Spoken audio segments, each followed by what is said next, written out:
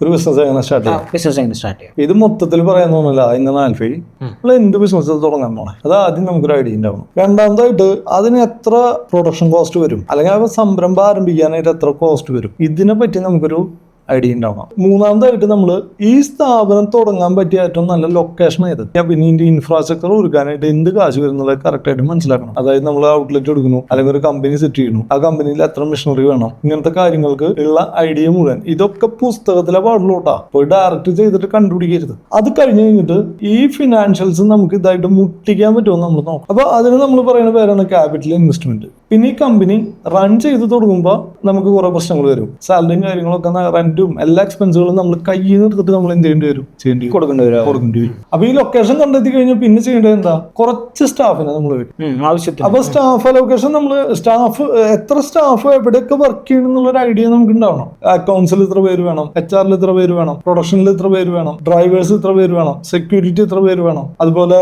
Outlet ഉണ്ടെങ്കിൽ ഔട്ട്ലെറ്റിൽ ഇത്ര പേര് വേണം, ഇത്ര ഔട്ട്ലെറ്റ് തുടങ്ങണം, ഇതിന്റെ റണ്ണിങ് കോസ്റ്റ് മുട്ടുമോ, ഈ എല്ലാ കാര്യങ്ങളും നമുക്ക് എന്ത് ചെയ്യണം, ഒരു ഐഡിയ ഉണ്ടാവും. പിന്നെ നമ്മൾ ചെയ്യേണ്ട കാര്യം എന്ന് പറഞ്ഞാൽ കുറച്ച് സ്റ്റാഫിനെ വെക്കൽ കഴിഞ്ഞ് കഴിഞ്ഞാൽ അടുത്തതായിട്ട് ഇതിന്റെ ഇൻഫ്രാസ്ട്രക്ചർ ഒരുക്കണം. അത് കഴിഞ്ഞ് കഴിഞ്ഞിട്ടുണ്ടെങ്കിൽ ഗവൺമെന്റ് ബോഡീസിന്റെ കയ്യിൽ നിന്ന് നമ്മൾ എന്ത് ചെയ്യണം, എല്ലാ തരം ലൈസൻസുകളും നമ്മൾ എടുക്കണം. ഇത് കഴിഞ്ഞിട്ടാണ് അടുത്ത ടീമിനെ നമ്മൾ എന്ത് ചെയ്യാൻ പാടുള്ളൂ, എംപ്ലോയീസ് നമ്മൾ റിക്രൂട്ട് ചെയ്യാൻ പാടുള്ളൂ. അപ്പൊ നമ്മൾ അക്കൗണ്ട്സിലേക്ക് ചിലപ്പോൾ 8 പേരായിരിക്കും കണക്കൂട്ടിയാണ്. അപ്പൊ ആദ്യം നമ്മൾ ചെയ്തു തുടങ്ങുന്ന സമയത്ത് ഒരാളെ 2 ആളെ വെക്കാൻ പാടുള്ളൂ. സ്ട്രക്ചർ ഒരുക്കുന്ന സമയത്ത് നമുക്ക് കുറെ എക്സ്പെൻസുകൾ വരും, കുറെ ബില്ലുകൾ, പർച്ചേസുകൾ, അത് ഇതൊക്കെ വരും.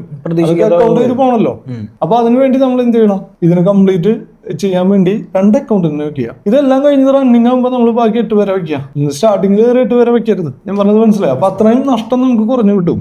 ഈ പൈസ നമുക്ക് ഇത് റണ്ണിങ്ങിലേക്ക് നമുക്ക് എന്ത് ചെയ്യാം, ഈ പൈസ നമുക്ക് യൂട്ടിലൈസ് ചെയ്യാൻ പറ്റും. ഇനി റണ്ണിങ്ങിലേക്ക് വരുമ്പോൾ കുറെ പ്രശ്നങ്ങൾ വരും. ഈ പ്രൊഡക്റ്റ് ചിലപ്പോൾ കണ്ടമാനം കടം പോവും, ഇതിന് ഇൻട്രസ്റ്റ് വരും. ബാങ്കുകാർക്ക് അങ്ങനെ കിട്ടിയില്ല ഒന്നും അറിയണ്ട.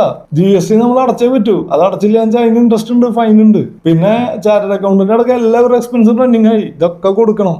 നമുക്ക് വിൽപ്പന ഉണ്ടെന്ന് പറഞ്ഞിട്ട് കാര്യമില്ല. ചിലപ്പോൾ തിരിച്ച് നമുക്ക് കടം പോവാണെന്ന് വെച്ച് കഴിഞ്ഞാൽ തിരിച്ച് അതിന്റെ പ്രോഫിറ്റ് വന്നോളം നിർബന്ധമില്ല. കാശ് മേടിച്ചെടുക്കാൻ നമുക്ക് പറ്റണം. സ്റ്റാർട്ടിങ് ആകുമ്പോൾ കുറെ കടം കൊടുക്കേണ്ടി വരും, അത് നമുക്ക് മാനേജ് ചെയ്യാൻ പറ്റണം. ഇതൊക്കെ നമ്മൾ കാണണം മുന്നിൽ. അങ്ങനെ ഒരു പ്ലാൻ Aയും പ്ലാൻ Bയും നമ്മൾ ഉണ്ടാക്കി വേണം മുന്നോട്ട് പോകാൻ. ഇൻ കേസ് നമ്മുടെ കയ്യിലുള്ള ഫണ്ട് തികഞ്ഞില്ലെങ്കിൽ പിന്നെ എങ്ങനെ റേസ് ചെയ്യുന്നുള്ളതും കൂടി നമ്മൾ എന്ത് ചെയ്യണം, മുന്നേ തന്നെ കണക്കൂട്ടണം. അപ്പൊ ബഡ്ജറ്റിങ് കറക്റ്റ് ആയിട്ട് ഉണ്ടാവണം. അതും കഴിഞ്ഞ് ഇത് മുട്ടിച്ച് വരണം. ഇതെല്ലാം കൂടി വന്നാലാണ് ഈ ലോൺ അടഞ്ഞ് കളക്ഷനും കിട്ടി, മാർജിനും കിട്ടി, ഇത് കറക്റ്റ് ആയിട്ട് വരുള്ളൂ. അല്ലെങ്കിൽ എന്തുണ്ടാവും, പടക്കം പൊട്ടണം, പൊട്ടും. വകതിരിവില്ലാണ്ട് പോയിട്ട് ബിസിനസ്സിലേക്ക് ഇറങ്ങരുത്.